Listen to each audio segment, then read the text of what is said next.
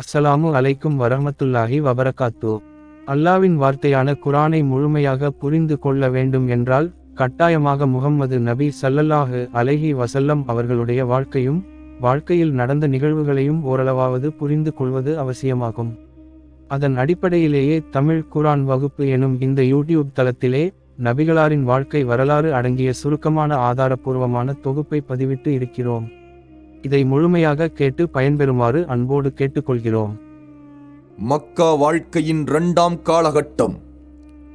பகிரங்க அழைப்பு. சகோதரத்துவம் பேணுதல், உதவி ஒத்தாசை புரிதல் போன்ற நற்பண்புகளுடன் தூதுத்துவத்தை சுமந்து அதை எடுத்துரைக்கும் ஆற்றல் பெற்ற முஸ்லிம்களின் ஒரு கூட்டம் தயாரான போது இஸ்லாமிய அழைப்பை பகிரங்கப்படுத்தி தீமையை நன்மைகளால் எதிர்கொள்ள வேண்டுமென்று நபி ஸல்லல்லாஹு அலைஹி வஸல்லம் அவர்களுக்கு கட்டளை பிறப்பிக்கப்பட்டது. இது தொடர்பாக முதலாவதாக, நீங்கள் உங்களுடைய நெருங்கிய உறவினர்களுக்கு அச்சமூட்டி எச்சரிக்கை செய்யுங்கள். அல் குர்ஆன் அத்தியாயம் 26 வசனம் 214 என்ற வசனம் அருளப்பட்டது.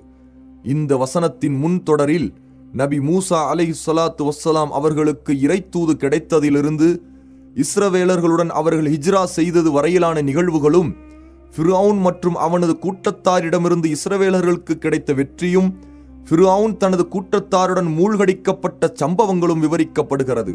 மேலும் ஃபிர்அவுனை ஏகத்துவத்தின் பக்கம் அழைத்தபோது நபி மூசா அலைஹிஸ்ஸலாத்து வஸ்ஸலாம் கடந்து சென்ற அனைத்து நிலைமைகளும் விவரமாக கூறப்பட்டன.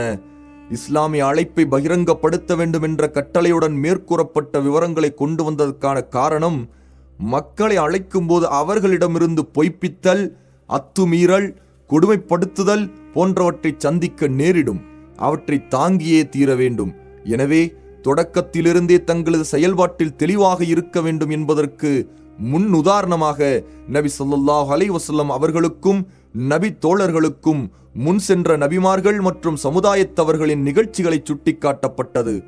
இந்த மார்க்கத்தை பொய்யாக்குபவர்கள் தங்களது நிலையிலேயே தொடர்ந்தால் அவர்களுக்கு ஏற்படும் இழிவான முடிவையும் அல்லாஹ்வின் தண்டனையும் தெரிந்து கொள்ள வேண்டும். அழகிய முடிவு தங்களுக்குத்தான் என்பதை நம்பிக்கையாளர்கள் நம்ப வேண்டும் என்பதற்காக இந்த அத்தியாயத்தில் நூஹ், இப்ராஹிம், லூத், ஹூத், சாலிஹ் அலைஹிஸ்ஸலாத்து வஸ்ஸலாம் ஆகிய நபிமார்களின் சமுதாயத்தினர், அஸ்ஹாபுல் ஐக்கா தோட்டக்காரர்கள் என இறைத்தூதர்களை பொய்யாக்கியவர்களின் முடிவுகள் கூறப்பட்டுள்ளன. நெருங்கிய உறவினர்களை நேர்வழிக்கு அழைத்தல். இந்த வசனம் அருளப்பட்டதும் நபி ஸல்லல்லாஹு அலைஹி வஸல்லம் தங்களது நெருங்கிய உறவினர்களான ஹாஷிம் குடும்பத்தாரை அழைத்தார்கள். அவர்களுடன் முத்தலிபின் வம்சத்தில் சிலரும் சேர்ந்து மொத்தம் 45 ஆண்கள் வந்தனர். நபி ஸல்லல்லாஹு அலைஹி வஸல்லம் பேசத் தொடங்கிய போது அபு லஹப் முந்திக் கொண்டு, இவர்கள் உமது தந்தையின் சகோதரர்களும் அவருடைய பிள்ளைகளும் ஆவர். அதை நினைவில் கொண்டு பேசு. மதம் மாறியவர்களை பற்றி இங்கு பேசாதே. அறிந்துகொள், அரபியர்களில் உன்னுடைய கூட்டத்தாருக்கு எந்த ஒரு வலிமையும் இல்லை. உன்னை தண்டிப்பதற்கு நானே மிக தகுதியானவன். நீ கூறும் இந்த ஏகத்துவத்தில் நீ உறுதியாக இருந்தால் அது அரபிகளின் துணையுடன் குறைஷி குடும்பத்தினர் உன் மீது பாய்வதற்கு ஏதுவாகிவிடும். தனது தந்தையின் சொந்தக்காரர்களுக்கு உன்னைப் போல தீங்கிழைத்த எவரையும் நான் கண்டதில்லை என்று கூறினான். இதனால் நபி ஸல்லல்லாஹு அலைஹி வஸல்லம் அந்த சபையில் பேசாமல் இருந்து விட்டார்கள். 2வது முறையாகவும் ஹாஷிம் குடும்பத்தாரை அழைத்து, எல்லா புகழும் அல்லாஹுவுக்கே, அவனையே புகழ்கிறேன், அவனிடமே உதவி தேடுகிறேன், அவன் மீது நம்பிக்கை வைக்கிறேன், அவனிடமே பொறுப்பு ஒப்படைக்கிறேன். வணக்கத்திற்கு உரியவன் அல்லாஹ் ஒருவனைத் தவிர வேறு எவனும் இல்லை, அவனுக்கு இணை யாரும் இல்லை என்று சாட்சி சொல்கிறேன் என கூறி தொடர்ந்தார்கள். நிச்சயமாக ராயித், போருக்கு செல்லும் வீரர்கள் தங்குவதற்கு ஏற்ற இடங்களையும் நீர்நிலைகளையும் அறிந்து வருவதற்காக அனுப்பப்படும் தூதர் பொய்யுரைக்க மாட்டார். எந்த அல்லாஹ்வை தவிர வணக்கத்திற்கு தகுதியானவன் வேறு யாரும் இல்லையோ அவன் மீது சத்தியமாக, நிச்சயமாக நான் குறிப்பாக உங்களுக்கும் பொதுவாக ஏனைய மக்களுக்கும் அனுப்பப்பட்ட அல்லாஹுவின் தூதராவேன். அல்லாஹுவின் மீது சத்தியமாக, நீங்கள் உறங்குவது போன்றே மரணிப்பீர்கள், நீங்கள் விழிப்பது போன்றே எழுப்பப்படுவீர்கள், உங்களது செயல்கள் குறித்து விசாரணை செய்யப்படுவீர்கள். நிச்சயமாக அது நிரந்தர சொர்க்கமாக அல்லது நிரந்தர நரகமாக இருக்கும் என்று உரையாற்றி முடித்தார்கள். அப்போது அபு தாலிப் கூறினார், உனக்கு உதவி செய்வது எங்களுக்கு மிகவும் விருப்பமானதே, உனது உபதேசத்தை ஏற்பதும் எங்களுக்கு பிரியமானதே. உனது பேச்சை மிக உறுதியாக உண்மைப்படுத்துகிறோம். இதோ உனது பாட்டனாரின் குடும்பத்தார், நானும் அவர்களில் ஒருவன்தான். எனினும் நீ விரும்புவதை அவர்களை விட நான் விரைவாக ஏற்றுக்கொள்வேன். எனவே உனக்கிடப்பட்ட கட்டளையை நீ நிறைவேற்றுவதில் நீ உறுதியாக இரு. அல்லாஹின் மீது சத்தியமாக நான் உன்னை சூழ்ந்து நின்று பாதுகாப்பேன். எனினும் எனது மனம் அப்துல் முத்தலிபின் மார்க்கத்தை விட்டு பிரிய விரும்பவில்லை என்றார்.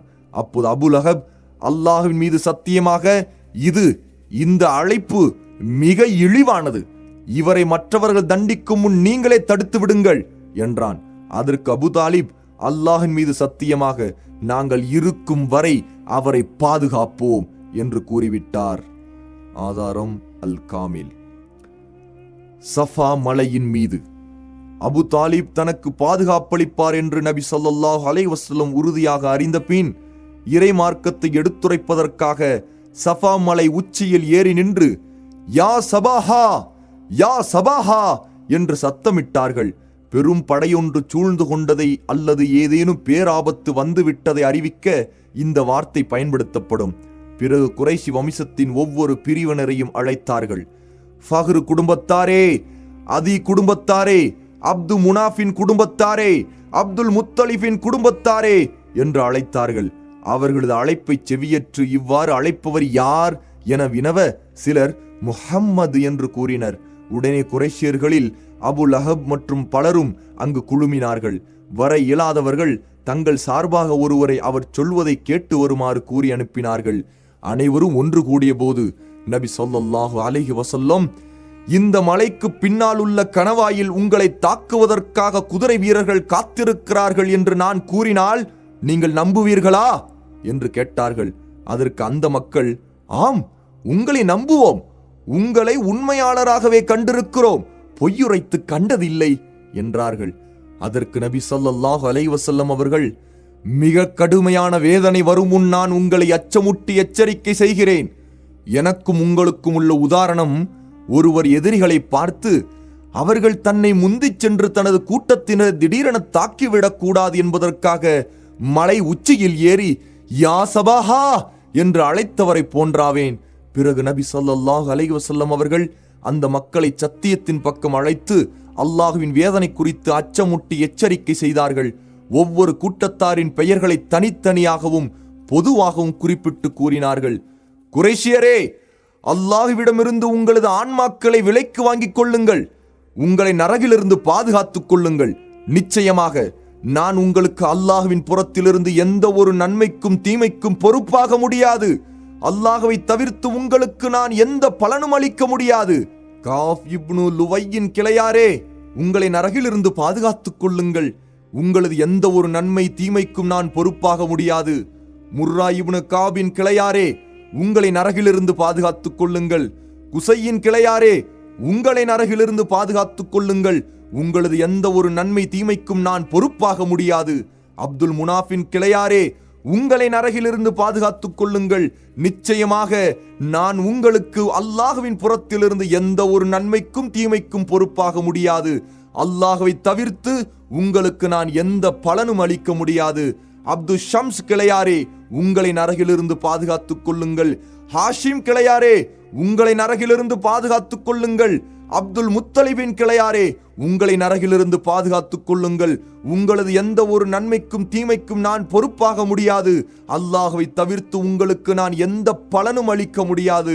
அப்துல் முத்தலிபின் மகன் அப்பாஸே, அல்லாஹுவை தவிர்த்து உங்களுக்கு நான் எந்த பலனும் அளிக்க முடியாது. அல்லாஹுடைய தூதரின் மாமியான அப்துல் முத்தலிபின் மகள் சஃபியாவே, அல்லாஹுவை தவிர்த்து உங்களுக்கு நான் எந்த பலனும் அளிக்க முடியாது.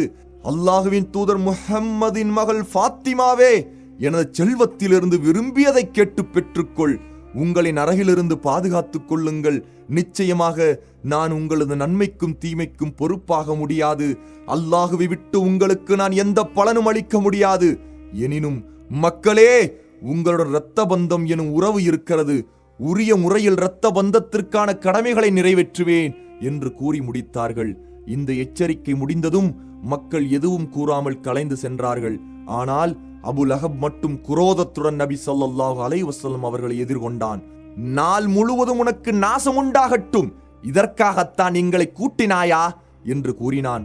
அவனை கண்டித்து, அழியட்டும் அபுலஹபின் இரு கரங்கள், அவனும் அழியட்டும் என்ற 111வது அத்தியாயத்தின் வசனம் இறங்கியது. ஆதாரம் சஹீஹுல் புகாரி, சஹீஹ் முஸ்லிம், ஜாமியு திர்மிதி, ஃபத்துல் பாரி. இவ்வாறாக ஏகத்துவ குரல் ஓங்கியது.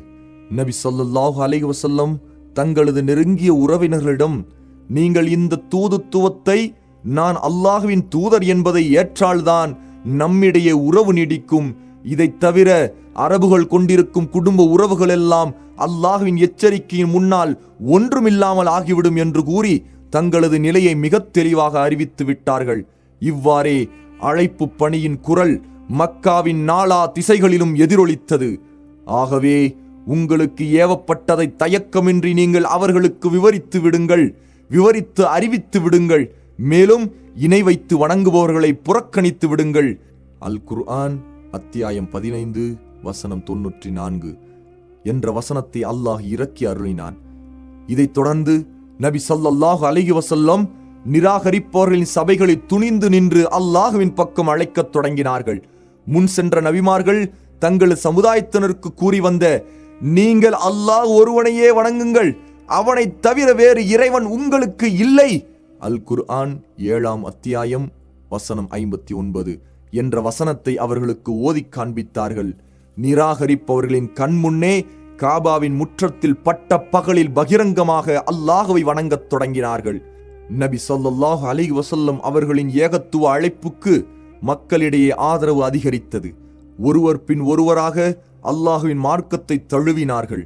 அதனால் இஸ்லாமை ஏற்றவர்களுக்கும் அவரது குடும்பத்தில் இஸ்லாமை ஏற்காதவர்களுக்கும் இடையே சண்டை சச்சரவுகள் தோன்றின. நாளுக்கு நாள் இஸ்லாமின் வளர்ச்சியை கண்ட குறைஷிகள் கடுங்கோபத்தில் மூழ்கினர். ஹாஜிகளை தடுத்தல். இந்த காலகட்டத்தில் குறைஷியருக்கு மற்றொரு கவலையும் ஏற்பட்டது. அதாவது பகிரங்க இஸ்லாமிய அழைப்பு பணி தொடங்கிய சில நாட்களிலேயே ஹஜ்ஜின் காலம் நெருங்கி வந்தது.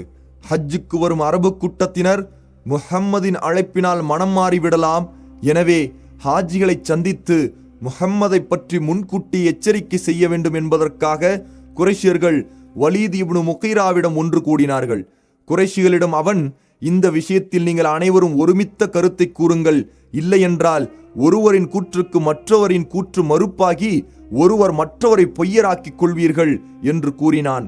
அந்த மக்கள், நீயே ஒரு ஆலோசனை சொல்லிவிடு, நாங்கள் அதற்கேற்ப நடந்து கொள்கிறோம் என்றார்கள். அவன், இல்லை, நீங்கள் கூறுங்கள், அதை கேட்டு நான் ஒரு முடிவு செய்கிறேன் என்றான். குறைஷியர்கள் அவரை, அதாவது முஹம்மதை ஜோசியக்காரர் என்று கூறலாமா என்று கேட்டார்கள். அதற்கு வலீத், இல்லை, அல்லாஹ்வின் மீது சத்தியமாக அவர் ஜோதிடர் அல்லர். ஏனென்றால் நாம் ஜோதிடர் பலரை கண்டிருக்கிறோம், ஆனால் இவரது பேச்சு ஜோதிடனின் உளறல்களாகவோ பேச்சுகளாகவோ இல்லை என்றான். அதற்கடுத்து குறைஷியர்கள் அவரை பைத்தியக்காரர் என்று கூறலாமா என்றார்கள். அதற்கு வலீத், அவர் பைத்தியக்காரர் அல்லர். ஏனென்றால் பைத்தியக்காரன் எப்படி இருப்பான் என்பது நமக்கு நன்றாகவே தெரியும். ஆனால் அவரிடம் பைத்தியத்தின் எந்த அடையாளமும் இல்லை என்றான். மீண்டும் குறைஷியர்கள் அவரை கவிஞர் என கூறலாமா என்றார்கள். அதற்கு வலீத், அவர் கவிஞர் அல்ல. ஏனென்றால் நமக்கு கவியின் அனைத்து வகைகளும் தெரியும், ஆனால் அவரது பேச்சு கவியாக இல்லையே என்றான். அதற்கு குறைஷியர்கள் அவரை சூனியக்காரர் என்று கூறலாமா என்றார்கள். அதற்கு வலீத், நாம் சூனியக்காரர்களையும் அவர்களது சூனியத்தையும் நன்கு அறிந்திருக்கிறோம், ஆனால் அவரது பேச்சு சூனியக்காரர்களின் ஊதுதலாகவோ முடிச்சுகளாகவோ நமக்கு தோன்றவில்லையே என்றான். குறைஷியர்கள், பின்னர் நாம் எதைத்தான் கூறுவது என்றார்கள். அதற்கு வலீத், அல்லாஹ்வின் மீது சத்தியமாக அவரது பேச்சில் ஒரு தனித்துவமான இனிமையும் மிகுந்த கவர்ச்சியும் இருக்கிறது. அதன் தொடக்கம் பழக்குலையாகவும் அதன் இறுதி பறிக்கப்பட்ட கனியாகவும் இருக்கிறது. நீங்கள் முன்பு கூறியதில் எதை கூறினாலும் அது பொய்தான் என்று தெரிந்துவிடும். உங்களது கூற்றில் மிக ஏற்றது அவரை சூனியக்காரர் என்று கூறுவதுதான். அவர் ஒரு சூனியத்தை கொண்டு வந்து அதன் மூலம் தந்தை, மகன், கணவன், மனைவி, சகோதரர்கள், குடும்பங்கள் ஆகியோருக்கிடையில் பிரிவினையை ஏற்படுத்தி விடுகிறார் என்றே கூறுங்கள் என்று வலீத் கூறினான். அதை ஏற்று மக்கள் திருப்தியுடன் கலைந்தார்கள். ஆதாரம் இப்னு ஹிஷாம். குறைஷியர்கள் வலீதிடம் பிரச்சனையற்ற ஒரு நல்ல ஆலோசனையை தங்களுக்கு கூறும்படி கேட்க, அதற்கு வலீத், அது குறித்து சிந்திக்க எனக்கு அவகாசம் அளியுங்கள் என்று கூறி மிக நீண்ட நேரம் யோசித்த பின் மேற்கண்ட தனது கருத்தை கூறினான் என சில அறிவிப்புகளில் குறிப்பிடப்பட்டுள்ளது. வலீதின் இந்த செயல் குறித்து அல் முத்தசிர் என்ற அத்தியாயத்தின் 11 முதல் 26 வரையிலான 16 வசனங்களை அல்லாஹ் இறக்கி வைத்து அந்த வசனங்களுக்கிடையில் அவன் யோசித்த விதங்களை பற்றி அல்லாஹ் மிக அழகாக குறிப்பிடுகிறான். நிச்சயமாக அவன் இந்த குர்ஆனை பற்றி மிக மிக கவனித்து ஒரு பொய்யை கற்பனை செய்தான். அவன் அழிந்து போவான். என்னதான் கற்பனை செய்து விட்டான்? பின்னும் அவன் அழிந்து போவான். என்னதான் கற்பனை செய்து விட்டான்? ஒன்றுமில்லை. பின்னும் அதனை பற்றி கவனித்தான். பின்னர் தன் இயலாமையை பற்றி முகம் கடுகடுத்தான், முகம் சுளித்தான். பின்னர் புறங்காட்டிச் சென்றான். எனினும் பின்னும் கர்வம் கொண்டான். ஆகவே இது மயக்கக்கூடிய சூனியமே தவிர வேறில்லை என்றும் இது மனிதருடைய சொல்லே தவிர வேறில்லை என்றும் கூறினான். அல் குர்ஆன் அத்தியாயம் 74 வசனங்கள் 18 25 வரை. இந்த முடிவுக்கு சபையினர் உடன்பட்டதும் அதை நிறைவேற்ற தயாரானார்கள். மக்கள் ஹஜ்ஜுக்கு வரும் வழிகளில் அமர்ந்து கொண்டு தங்களை கடந்து செல்பவர்களிடம் நபி ஸல்லல்லாஹு அலைஹி வஸல்லம் அவர்களை பற்றி எச்சரித்து தாங்கள் முடிவு செய்திருந்ததை கூறினார்கள். ஆனால் இதை லட்சியம் செய்யாத நபி ஸல்லல்லாஹு அலைஹி வஸல்லம் ஹாஜிகளின் தங்கும் இடங்களிலும் பிரபலமான உக்கால், மஜன்னா, துல்மஜாஸ் ஆகிய சந்தைகளிலும் மக்களை தேடிச் சென்று அவர்களை அல்லாஹுவின் பக்கம் அழைத்தார்கள். நபி ஸல்லல்லாஹு அலைஹி வஸல்லம் அவர்களுக்கு பின் அபுலஹப் நின்று கொண்டு, இவர் சொல்வதை ஏற்காதீர்கள், நிச்சயமாக இவர் மதம் மாறியவர், பொய்யர் என்று கூறினான். இவர்களின் இவ்வாறான செயல்கள் அரபியர்களிடம் மென்மேலும் இஸ்லாம் பரவ காரணமாக அமைந்தன. ஹஜ்ஜை முடித்துச் சென்ற அரபியர்கள் நபி ஸல்லல்லாஹு அலைஹி வஸல்லம் அவர்களையும் அவர்கள் எடுத்துரைத்த இஸ்லாமையும் தங்களது நாடுகளில் எடுத்துரைத்தார்கள். அழைப்பு பணியில் இடையூறுகள். ஹஜ் காலம் முடிந்தது. இறை அழைப்பு பணியை அதன் ஆரம்ப நிலையிலேயே கருவறுத்திட வேண்டுமென குறைஷியர்கள் பல்வேறு வழிமுறைகளை கையாண்டார்கள். அவற்றின் சுருக்கம் இதுதான். முதல் வழிமுறை பரிகசித்தல், இழிவுபடுத்துதல், பொய்ப்பித்தல், எள்ளி நகையாடுதல். இது போன்ற இழி செயல்களால் முஸ்லிம்களை மனதளவில் பலவீனப்படுத்த எண்ணினார்கள். அற்பமான வசை சொற்களால் நபி ஸல்லல்லாஹு அலைஹி வஸல்லம் அவர்களை ஏசினார்கள். சில வேளைகளில் பைத்தியக்காரர் என்றார்கள்.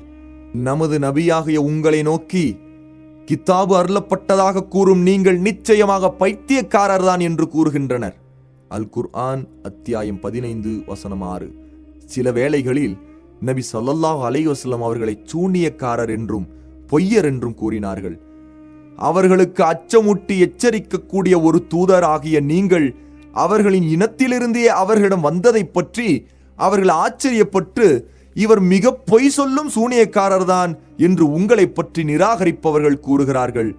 அல் குர்ஆன் அத்தியாயம் 38 வசனம் 4. வஞ்சகத்தனத்தையும் சுட்டரிக்கும் பார்வைகளையும் நபி ஸல்லல்லாஹு அலைஹி வஸல்லம் அவர்கள் மீது வீசினார்கள். நபியே, நிராகரிப்பவர்கள் நல்லுபதேசத்தை கேட்கும் போதெல்லாம் அவர்கள் தங்களுடைய பார்வைகளை கொண்டே உங்களை வீழ்த்தி விடுபவர்களைப் போல் கோபத்துடன் விரைக்க விரைக்க பார்க்கிறார்கள். அன்றி உங்களை பற்றி நிச்சயமாக அவர் பைத்தியக்காரர் தான் என்றும் கூறுகிறார்கள். அல் குர்ஆன் அத்தியாயம் 68 வசனம் 51.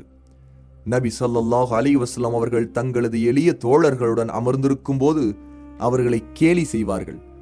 நபியே, இவ்வாறே அவர்களில் சிலரை கொண்டு நாம் சோதித்ததில் எங்களை விட்டு ஏழைகளாகி இவர்கள் மீதா அல்லாஹ் அருள் புரிந்து விட்டான் என்று பணக்காரர்கள் கூற முற்பட்டார்கள். நன்றி செலுத்துபவர்களை அல்லாஹ் மிக அறிந்தவன் அல்லவா? அல் குர்ஆன் அத்தியாயம் 6 வசனம் 53.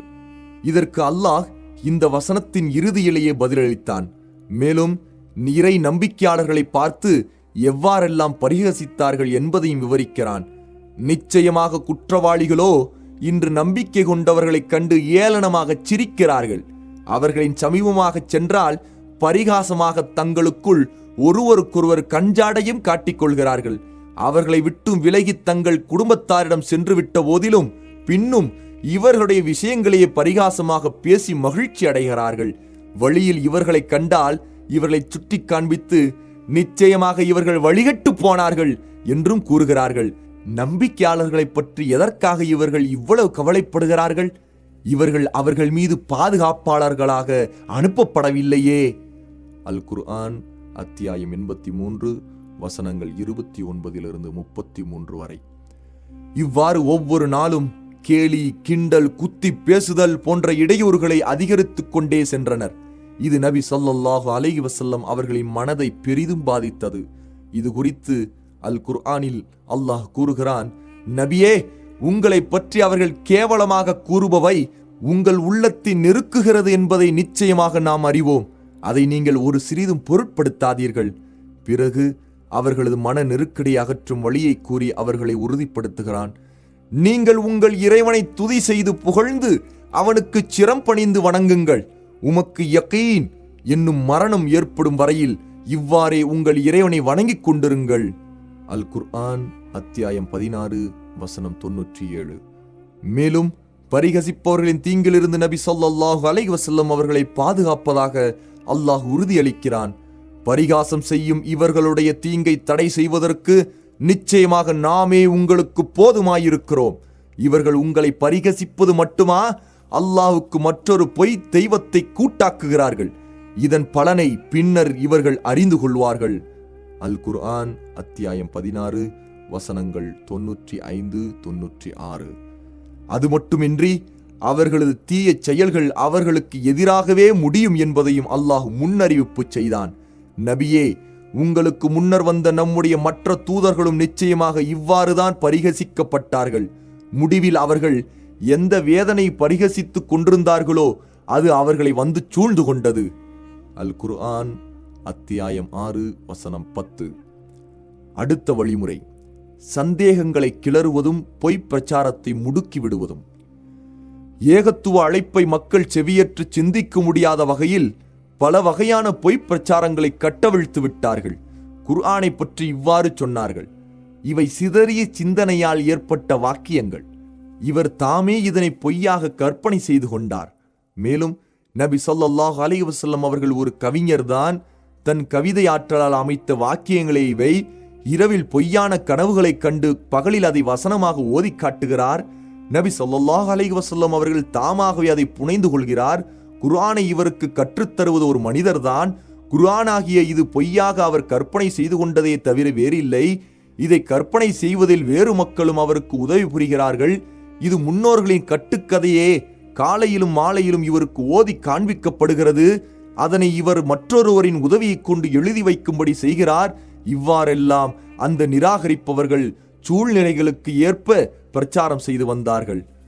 பார்க்க அல் குர்ஆன் வசனங்கள் அத்தியாயம் 21 வசனம் 5, அத்தியாயம் 16 வசனம் 103, அத்தியாயம் 25 வசனங்கள் 4, 5. சில வேளைகளில் குறி சொல்பவர்களுக்கு ஜின் ஷைத்தான் இறங்கி செய்தி சொல்வது போல நபி ஸல்லல்லாஹு அலைஹி வஸல்லம் அவர்கள் மீதும் ஜின் ஷைத்தான் இறங்கி செய்தி சொல்கின்றன என்றனர். இதை மறுத்தே பின்வரும் வசனம் அருளப்பட்டது, ஷைத்தான்கள் யார் மீது இறங்குகின்றனர் என்பதை நான் உங்களுக்கு அறிவிக்கவா? பொய் சொல்லும் ஒவ்வொரு பாவியின் மீதும் இறங்குகிறார்கள். தாங்கள் கேள்விப்பட்டதையெல்லாம் அவர்களுக்கு கூறுகிறார்கள். அவர்களில் பெரும்பாலானவர்கள் பெரும் பொய்யர்கள்தான். அல் குர்ஆன் அத்தியாயம் 26 வசனங்கள் 221 223 வரை. அதாவது, மக்களே, பாவத்தில் உழலும் பொய்யான பாவியின் மீதுதான் ஷைத்தான்கள் இறங்குகிறார்கள். நான் பொய்யுரைத்தோ பாவம் செய்தோ நீங்கள் கண்டதில்லை. அப்படி இருக்க இந்த குர்ஆனை ஷைத்தான் எனக்கு கற்றுக் கொடுத்தான் என்று எப்படி கூறுகிறீர்கள்? சில வேளைகளில் நபி ஸல்லல்லாஹு அலைஹி வஸல்லம் அவர்களை பார்த்து, இவருக்கு ஒரு வகையான பைத்தியம் பிடித்துள்ளது. நல்ல கருத்துக்களை இவரே சிந்தித்து அதை அழகிய மொழி நடையில் கவிஞர்களைப் போன்று கூறுகிறார். எனவே இவர் கவிஞர், இவரது வார்த்தைகள் கவிதைகள்தான் என்றார்கள். அல்லாஹ் இவர்களுக்கு மறுப்பு தெரிவித்து கவிஞரிடம் உள்ள 3 தன்மைகளை குறிப்பிட்டு அதில் ஒன்று கூட நபி ஸல்லல்லாஹு அலைஹி வஸல்லம் அவர்களிடம் இல்லை என்பதை தெளிவுபடுத்தினான். கவிஞர்களை வழிகட்டவர்கள் தாம் பின்பற்றுகின்றனர். நிச்சயமாக அவர்கள் ஒவ்வொரு திடலிலும் தட்டழிந்து திரிகிறார்கள் என்பதை நபியே நீங்கள் பார்க்கவில்லையா? நிச்சயமாக அவர்கள் செய்யாத காரியங்களை செய்ததாக கூறுகிறார்கள். அல் குர்ஆன் அத்தியாயம் 26 வசனங்கள் 224 226 வரை. 1. நபி ஸல்லல்லாஹு அலைஹி வஸல்லம் அவர்களை பின்பற்றியவர்கள் மார்க்கத்திலும் நல்ல பண்புகளிலும் சிறந்து விளங்கி இறையச்சத்துடன் நேர்வழியும் அடைந்தவர்களாவர். வழிகேட்டிற்கான எந்த அடையாளமும் அவர்களிடம் இல்லை. 2. கவிஞர்கள் சந்தர்ப்பத்திற்கு தக்கவாறு உளறுவதைப் போன்று நபி ஸல்லல்லாஹு அலைஹி வஸல்லம் முன்னுக்கு பின் முரணாக உளரவில்லை. மாறாக அவர்கள் ஒரே இறைவன் ஒரே மார்க்கம் என்ற கொள்கையின் பக்கம் எப்போதும் அழைத்துக் கொண்டிருந்தார்கள். 3. தாங்கள் செய்ததையே பிறரிடம் நபி ஸல்லல்லாஹு அலைஹி வஸல்லம் எடுத்துரைத்தார்கள். பிறரிடம் எடுத்துரைத்ததையே தங்களது வாழ்வில் நடைமுறைப்படுத்தினார்கள். எனவே நபி ஸல்லல்லாஹு அலைஹி வஸல்லம் அவர்களுக்கும் கவிஞர்களுக்கும் குர்ஆனுக்கும் கவிதைக்கும் எந்த வகையிலும் தொடர்பில்லை. பிறகு எவ்வாறு ஒப்பிடுகிறீர்கள்? இவ்வாறு நபி ஸல்லல்லாஹு அலைஹி வஸல்லம் அவர்களுக்கும் குர்ஆனுக்கும் எதிராக நிராகரிப்போர் எழுப்பிய ஒவ்வொரு சந்தேகத்துக்கும் தெளிவான ஆணித்தரமான பதில்களை அல்லாஹ் இறக்கி அருளினான். நிராகரிப்பவர்களின் பெரும்பாலான சந்தேகங்கள் ஓரிரை கொள்கை, தூதுத்துவம், மரணித்தவர் மறுமையில் எழுப்பப்படுவது ஆகிய 3 பற்றியே இருந்தது. ஏகத்துவம் தொடர்பான அவர்களது அனைத்து சந்தேகங்களுக்கும் குர்ஆன் உறுதியான பதிலளித்து அவர்களது கற்பனை கடவுள்கள் எவ்வளவு பலவீனமானவை என்பதையும் தெளிவுபடுத்தியது. குர்ஆனின் ஆணித்தரமான விளக்கங்கள் குறைஷியரின் கோபத்தை அதிகரிக்கச் செய்தது. அவர்கள் நபி ஸல்லல்லாஹு அலைஹி வஸல்லம் அவர்களை உண்மையாளர், நம்பிக்கைக்குரியவர், இரையச்சமிக்க ஒழுக்கச்சீலர் என்று உறுதி கொண்டிருந்த அதே நேரத்தில் அவர் அல்லாஹ்வின் உண்மையான தூதர்தானா என சந்தேகித்தார்கள். ஏனென்றால் நபித்துவம் என்பது மிக உயர்ந்த ஒன்று, அதை சாதாரண மனிதர்களால் பெற முடியாது என அவர்கள் உறுதியாக நம்பியிருந்தார்கள். எனவே அல்லாஹ் தனக்களித்த நபித்துவத்தை பற்றி அறிவித்து அல்லாஹ்வை நம்பிக்கை கொள்ளுங்கள் என நபி ஸல்லல்லாஹு அலைஹி வஸல்லம் அவர்கள் அழைப்பு விடுத்த போது இணை வைப்பவர்கள் திகைத்து போய் பின்வாங்கினார்கள். இவர்களின் இந்த கூற்றுகள் பற்றியே அல்லாஹ் இந்த வசனங்களை இறக்கினான். மேலும் அவர்கள் கூறுகிறார்கள், இந்த தூதருக்கு என்ன நேர்ந்தது? அவர் நம்மைப் போலவே உணவு உண்ணுகிறார், கடைகளுக்கும் செல்கிறார். அவர் இறைவனுடைய தூதராக இருந்தால் அவருக்காக யாதொரு வானவர் இறக்கி வைக்கப்பட்டிருக்க வேண்டாமா? அவ்வாறாயின் அவர் அவருடன் இருந்து கொண்டு அச்சமுட்டி எச்சரிக்கை செய்து கொண்டிருப்பாரே. அல் குர்ஆன் அத்தியாயம் 25 வசனம் 7. மேலும் முஹம்மது மனிதராயிற்றே, மனிதர் எவருக்கும் யாதொன்றையும் அல்லாஹ் அருளவே இல்லை என்று அவர்கள் கூறுகிறார்கள். அல் குர்ஆன் அத்தியாயம் 6 வசனம் 91. அவர்களுக்கு மறுப்பு தெரிவித்து அல்லாஹ் அதே வசனத்தில் கூறுகிறான், நபியே, அவர்களை நோக்கி நீங்கள் கேளுங்கள், மனிதர்களுக்கு ஒளியையும் நேர்வழியையும் தரக்கூடிய தௌராத் என்னும் நூலை நபி மூசாவுக்கு அருளியது யார்? அல் குர்ஆன் அத்தியாயம் 6 வசனம் 91. மூசா அலைஹிஸ்ஸலாத்து வஸ்ஸலாம் மனிதர்தாம் என்று அவர்கள் நன்கு விளங்கியிருந்தார்கள். அப்படி இருக்க முஹம்மது ஸல்லல்லாஹு அலைஹி வஸல்லம் மனிதராக இருப்பதுடன் அல்லாஹ்வின் தூதராக ஏன் இருக்கக்கூடாது? ஒவ்வொரு கூட்டத்தாரும் தங்களுக்கு அனுப்பப்பட்ட தூதர்களின் தூதுத்துவத்தை மறுத்து இவ்வாறுதான் கூறினார்கள். அதற்கு அவர்கள், நீங்கள் நம்மை போன்ற சாதாரண மனிதர்களே தவிர வேறில்லை என்று கூறினார்கள். அல் குர்ஆன் அத்தியாயம் 14 வசனம் 10. இவர்களின் இந்த கூற்றுக்கு பதிலாக இறை தூதர்கள் கூறினார்கள், நாங்கள் உங்களைப் போன்ற மனிதர்கள்தாம், எனினும் அல்லாஹ் தன் அடியார்களில் தான் விரும்பியவர்கள் மீது அருள் புரிகிறான். அல் குர்ஆன் அத்தியாயம் 14 வசனம் 11. ஆகவே இறை தூதர்களும் மனிதர்கள்தான். எனவே மனிதராக இருப்பது நபித்துவத்திற்கு எந்த வகையிலும் முரண்பாடானது அல்ல என்பதை இந்த வசனங்கள் தெளிவுபடுத்தின.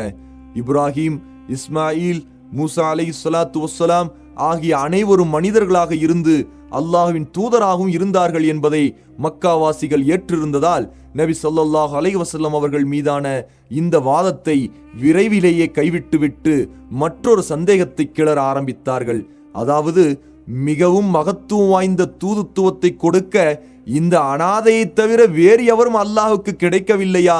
மக்கா, தாயிஃப் நகரத்தில் உள்ள செல்வமும் செல்வாக்கும் மிக்க பல தலைவர்கள் இருக்க அவர்களையெல்லாம் விட்டுவிட்டு ஆதரவற்றவரான இவரே அல்லாஹ் ஒருபோதும் தூதராக்க மாட்டான் என்று வாதிக்கத் தொடங்கினார்கள். அவர்கள் இந்த கூற்றை அல்லாஹ் இவ்வாறு குறிப்பிடுகிறான், அன்றி தாயிஃப், மக்கா ஆகிய இந்த 2 ஊர்களில் உள்ள யாதொரு பெரிய மனிதன் மீது இந்த குர்ஆன் இறக்கி வைக்கப்பட்டிருக்க வேண்டாமா?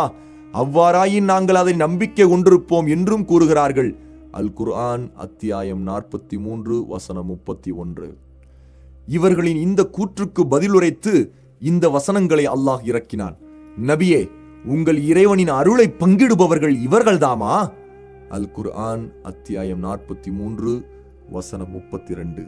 அதாவது தூதுத்துவம், வஹி, இறைச்செய்தி இரண்டும் அல்லாஹுவின் கருணையாகும். அதை தான் விரும்பியவர்களுக்கு கொடுக்கும் முழு உரிமையும் அவனுக்குத்தான் உரியது. அவ்வாறின்றி இவர்கள் விரும்பிய நபர்களுக்குத்தான் கிடைக்க வேண்டுமென்று இந்த நிராகரிப்பாளர்கள் எண்ணுவது எந்த வகையில் நியாயம் என அல்லாஹ் வினா தொடுத்து, தூதுத்துவத்தை யாருக்கு கொடுப்பது என்பதை அவனே நன்கு அறிந்தவன் என அடுத்து வரும் வசனத்தில் கூறுகிறான். அவர்களிடம் யாதொரு வசனம் வந்தால் அல்லாஹுடைய தூதர்களுக்கு கொடுக்கப்பட்டது போன்ற நபித்துவத்தை எங்களுக்கும் கொடுக்கப்படும் வரையில் நாங்கள் அதை நம்பிக்கை கொள்ளவே மாட்டோம் என்று கூறுகிறார்கள். நபித்துவத்தை எங்கு எவருக்கு அளிப்பது என்பதை அல்லாஹுதான் நன்கறிவான். அல் குர்ஆன் அத்தியாயம் 6 வசனம் 124. இதற்கும் உரிய பதில்கள் கிடைக்கவே மற்றொரு சந்தேகத்தை கிளறினார்கள். உலகில் அரசர்கள் படை பட்டாளம் சூழ மிக கம்பீரமாக செழிப்பாக வாழ்ந்து கொண்டிருக்க, தன்னை அல்லாஹுவின் தூதரென வாதிக்கும் முஹம்மதோ சில கவல உணவுக்காக வாழ்க்கையில் இப்படியெல்லாம் சிரமப்படுகிறாரே என்றார்கள். பின்னும் அவர்கள் கூறுகிறார்கள், இந்த தூதருக்கு என்ன நேர்ந்தது? அவர் நம்மைப் போலவே உணவு உண்ணுகிறார், கடைகளுக்கும் செல்லுகிறார். அவர் இறைவனுடைய தூதராக இருந்தால் அவருக்காக யாதொரு வானவர் இறக்கி வைக்கப்பட்டிருக்க வேண்டாமா? அவ்வாறாயின் அவர் அவருடன் இருந்து கொண்டு அச்சமூட்டி எச்சரிக்கை செய்து கொண்டிருப்பாரே, அல்லது அவருக்கு யாதொரு புதையல் கொடுக்கப்பட வேண்டாமா? அல்லது அவர் புசிப்பதற்கு வேண்டிய யாதொரு சோலை அவருக்கு இருக்க வேண்டாமா என்று கூறுகின்றனர். அன்றி இந்த அக்கிரமக்காரர்கள் நம்பிக்கையாளர்களை நோக்கி, நீங்கள் சூனியம் செய்யப்பட்ட ஒரு மனிதரையே பின்பற்றுகிறீர்கள் என்றும் கூறுகிறார்கள். அல் குர்ஆன் அத்தியாயம் 25 வசனங்கள் 7-8. நிராகரிப்பவர்களின் மேற்கூறிய கூற்றுக்குரிய பதிலை அல்லாஹ் அதை தொடர்ந்துள்ள 9, 10, 11 வசனங்களில் இவ்வாறு குறிப்பிடுகிறான். ஆகவே நபியே, உங்களை பற்றி இந்த அக்கிரமக்காரர்கள் என்னென்ன வருணிப்புகள் கூறுகின்றார்கள் என்பதை கவனித்து பாருங்கள். ஆகவே இவர்கள் முற்றிலும் வழிகட்டு விட்டார்கள். நேரான வழியை அடைய இவர்களால் முடியாது. நபியே, உங்களது இறைவனாகி அவன் மிக்க பாக்கியமுடையவன். அவன் நாடினால் இந்த நிராகரிப்பவர்கள் கோரும் அவற்றை சொந்தமாக்கி மிக்க மேலான சொர்க்கத்தை உங்களுக்கு தரக்கூடியவன். அவற்றில் நீர் அருவிகள் தொடர்ந்து ஓடிக்கொண்டே இருக்கும். அதில் உங்களுக்கு பல மாட மாளிகைகளையும் அமைத்து விடுவான். உண்மையில் இவர்கள் விசாரணை காலத்தை பொய்யாக்குகிறார்கள். எவர்கள் விசாரணை காலத்தை பொய்யாக்குகிறார்களோ அவர்களுக்கு கடுமையாக பற்றி எறியும் நரகத்தையே நாம் தயார்படுத்தி வைத்திருக்கின்றோம். அல் குர்ஆன் அத்தியாயம் 25 வசனங்கள் 9-11 வரை. அதாவது சிறியவர் பெரியவர், பலவீனர் வலியவர், மதிப்புடையவர் மதிப்பற்றவர், சுதந்திரமானவர் அடிமை, ஏழை பணக்காரர் என்ற அனைத்து தரப்பினருக்கும் தூதுத்துவத்தை எடுத்துரைப்பதே முஹம்மது ஸல்லல்லாஹு அலைஹி வஸல்லம் அவர்களது பணி. எனவே அரசாங்க தூதர்களைப் போல படை பட்டாளம், பாதுகாவலர், பணியாட்கள் ஆகியோர் சூழ முஹம்மது ஸல்லல்லாஹு அலைஹி வஸல்லம் இருந்தால் மக்களில் பெரும்பான்மையாக இருக்கும் சாதாரண மனிதர்களும் ஏழை எளியோரும் எவ்வாறு அவரை சந்தித்து பயன்பெற முடியும்? எனவே அரசர்களைப் போன்று ஆடம்பரமாக வாழ்ந்தால் நபித்துவத்தின் நோக்கமே அடிபட்டுவிடும் என்றும் அல்லாஹ் தெளிவுபடுத்தினான். அடுத்து மரணத்துக்கு பின் எழுப்பப்படுவதை அவர்கள் மறுத்து வந்தார்கள். அது அறிவுக்கு எட்டாததாகவும் ஆச்சரியமானதாகவும் அவர்களுக்கு தென்பட்டது. அவர்களின் இந்த கூற்றை பற்றி இதோ அல் குர்ஆன் விவரிக்கிறது. நாம் இறந்து உக்கி எலும்பாகவும் மண்ணாகவும் போன பின்னர் மெய்யாகவே நாம் எழுப்பப்படுவோமா என்றும், அவ்வாறே நம்முடைய மூதாதைகளுமா எழுப்பப்படுவார்கள் என்றும் பரிகாசமாக கூறுகின்றனர். அல் குர்ஆன் அத்தியாயம் 37 வசனங்கள் 16-17. அன்றி இத்தூதர் கூறுகின்றபடி நாம் இறந்து உக்கி மண்ணாக போனதன் பின்னரா உயிர் கொடுத்து மீள வைக்கப்படுவோம்? இவ்வாறு மீளுவது வெகு தூரம், மீளப் போவதே இல்லை என்றும் கூறுகின்றனர். அல் குர்ஆன் அத்தியாயம் 50 வசனம் 3. எனினும் எவர்கள் நிராகரிக்கின்றவர்களாக இருக்கின்றார்களோ அவர்கள் மற்றவர்களை நோக்கி, நீங்கள் இறந்து மக்கிய அணுவணுவாக பிரிக்கப்பட்டதன் பின்னரும் நிச்சயமாக நீங்கள் புதிதாக படைக்கப்பட்டு விடுவீர்கள் என்று உங்களுக்கு பயமுறுத்தி கூறக்கூடியதொரு மனிதனை நாம் உங்களுக்கு அறிவிக்கவா என்று பரிகாசமாக கூறுகின்றனர். அன்றி இந்த மனிதர் அல்லாஹ்வின் மீது பொய்யாக கற்பனை செய்து கொண்டாரோ அல்லது அவருக்கு பைத்தியம்தான் பிடித்திருக்கிறதோ என்று அவரிடம் கூறுகின்றனர். அவ்வாறன்று எவர்கள் மறுமையை நம்பவில்லையோ அவர்கள்தாம் பெரும் வேதனையிலும் வெகு தூரமானதொரு வழிகேட்டிலும் இருக்கின்றனர். அல் குர்ஆன் அத்தியாயம் 34 வசனங்கள் 7-8. மரணத்திற்கு பிறகு எழுப்பப்படுவதை பரிகாசம் செய்து அவர்கள் கவிதையும் பாடினார்கள். மரணமா? பிறகு எழுப்புதலா? பிறகு ஒன்று சேர்த்தலா? உம்மு அம்ரே, இது என்னே கற்பனை கதை. இப்படி இருந்தது அவர்களுடைய கவிதை. உலகில் நடைபெறும் நிகழ்வுகளை அல்லாஹ் அவர்களது சிந்தனைக்கு உணர்த்தி அவர்களது கூற்றுக்கு மறுப்புரைத்தான். அதாவது, அநீதம் இழைத்தவன் அதற்குரிய தண்டனை அனுபவிக்காமலும் அநீதத்திற்கு உள்ளானவன் அதற்குரிய பரிகாரத்தை பெறாமலும் மரணித்து விடுகிறான். அவ்வாறே நன்மை செய்தவன் அதற்குரிய நற்பலனையும் தீமை செய்தவன் அதற்குரிய தண்டனையும் அனுபவிக்காது மரணமடைகின்றான்.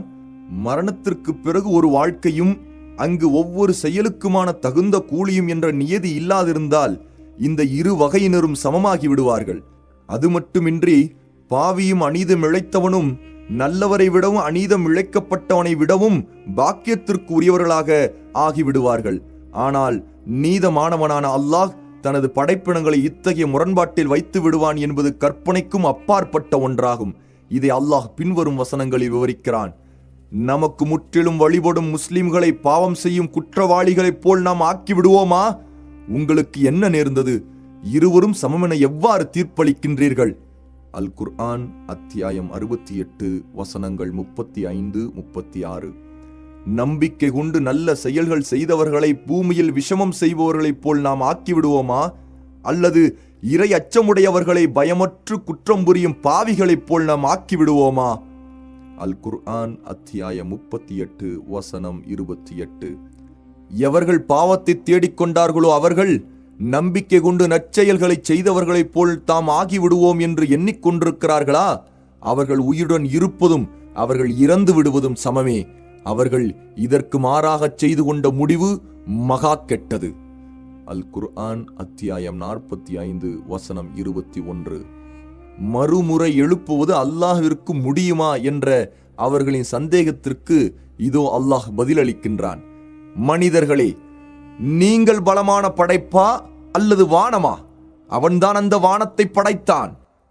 அல் குர்ஆன் அத்தியாயம் 79 வசனம் 27.